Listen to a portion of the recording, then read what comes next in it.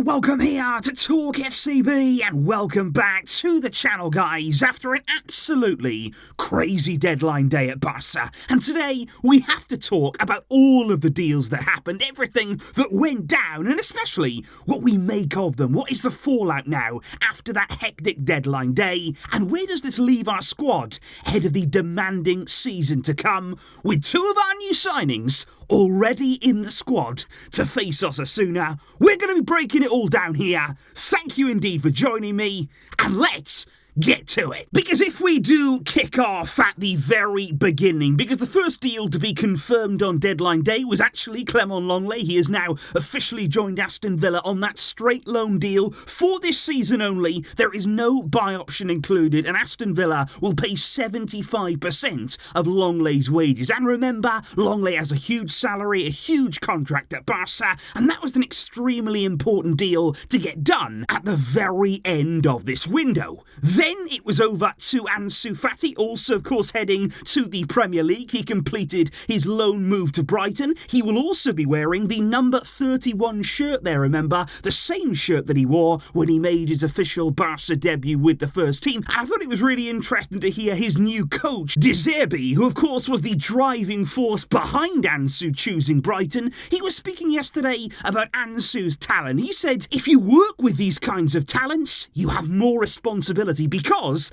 it's football heritage. He said we cannot make mistakes with this player because football needs his talent. You have to manage it in a different way. So De Zerbi there, really excited to work with Ansu. I'm excited to see him under the Italian, and I'm really intrigued to see what Ansu can do on that straight loan deal once again. No buy option in there for Brighton, and they also will not cover his full salary. They will pay 80% of Ansu's wages and no loan fee to Barca. That was not, though, the end of the loan deals, because there was another one in the form of Eric Garcia, because despite Xavi's wish to keep Eric as centre-back cover there, as cover in that defensive line, he has ended up leaving in the end, with it actually being reported there that maybe Man City have intervened in some way during those negotiations for the Joao Cancelo deal, given that Girona, they're part of the City football group, and Man City may have had some impact there in forcing Barca's hand in loaning out Eric Garcia. He will join Girona until the end of the season on loan. It's another loan deal here with no purchase option, and once again Barca will not receive all of the wages for the player. Girona there will pay around 80% of Garcia's salary, and it means that we won't have had full wages covered for any of the players that we've sent out on loan. However, guys, on deadline day we did indeed get some deals done for players coming into the club to strengthen our squad. That was absolutely much needed, and the man that we've been waiting for, the man that we wanted now for such a long time,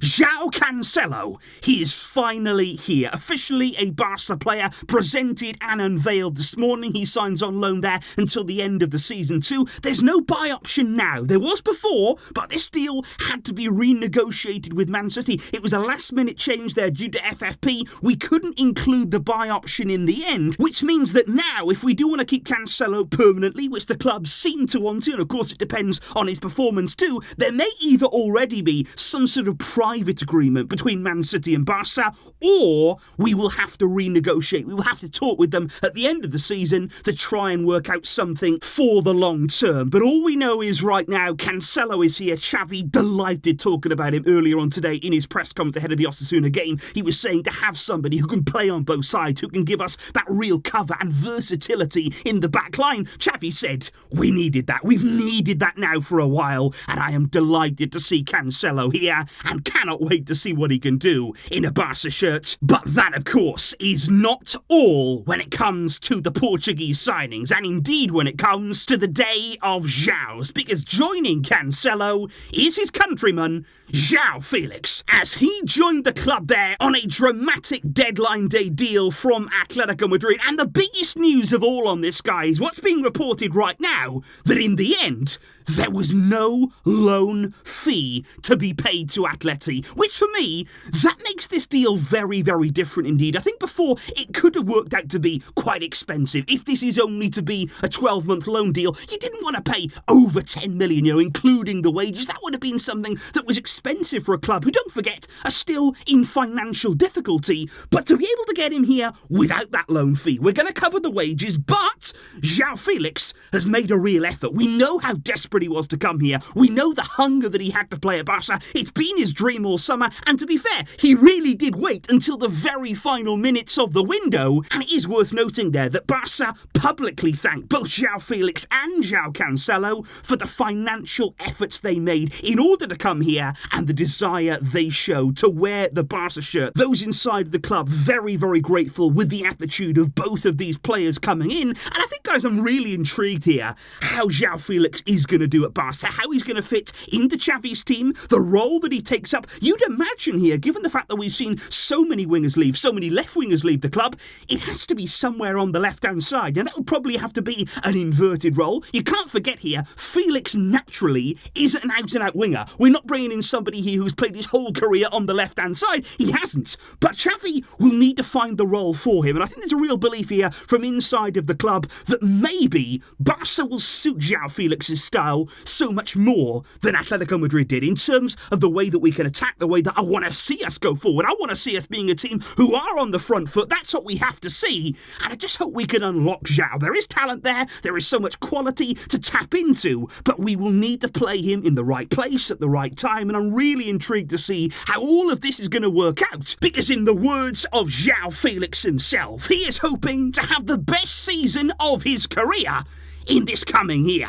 Let's see what he can do. But of course, guys, after those dramatic arrivals, there was still time for one more departure on deadline day, and I think this was the one where there's a lot of discussion, a lot of debate about right now whether or not Barca should have sanctioned it, because Abde has left the club permanently, and he has gone to Real Betis on a permanent deal for €7.5 million. Now, admittedly, that is for 50% of the player's rights, so Barca will still be entitled to half of the money should Real Betis sell Abde on in the future, but still, 7.5 million. Now, this seems to me like we've literally given Abde away. That's the way that it feels right now. In the last moments of the window, it seems as though we were panicking. Was this a deal that we had to do? Have we been forced into this? There's even been rumours there that that fee was going to be 10 million plus, but because Barca saw that Betis was struggling with FFP, they actually lowered it in order to help the player make the move and also in order to help Betis get him.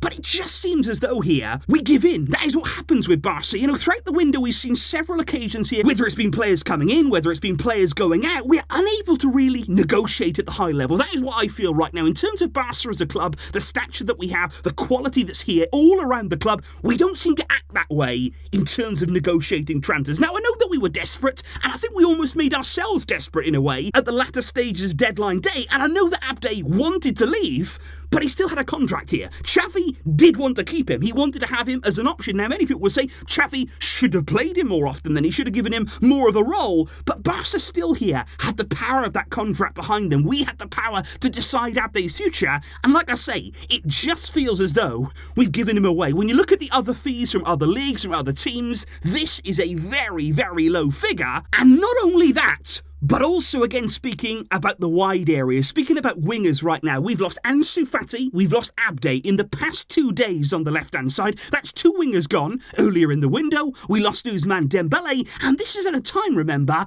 when Xavi's very reluctant to play with many forwards. And I just think losing forward options here, is that really going to help our cause? Is that going to enable us to play on the front foot and do the kind of attacking work that we want to? And that is why there is big pressure right now on Joao Felix. There's a lot of emphasis on him coming in. Like I say, he's going to have to operate in that sort of left-wing area, and Xavi's going to have to find a way now of making it work. Because, of course, on deadline day here, guys, to bring in players of Cancelo's quality, of Felix's quality, on loan deals, we can celebrate that. Those are players who can come in, who can make a difference, who are at the very, very top level. But now, it's about knitting it all together. Now it's about making it a team, making it work out there on the field. And like I say, ahead of the Osasuna game on Sunday, Cancelo and Felix are both there. Xavi says they're ready, they are physically prepared for this game, and it's also great to see as well, Inigo Martinez. He is in the squad for the very first time here, looking to make his Barca debut. There is lots happening right now, and lots to be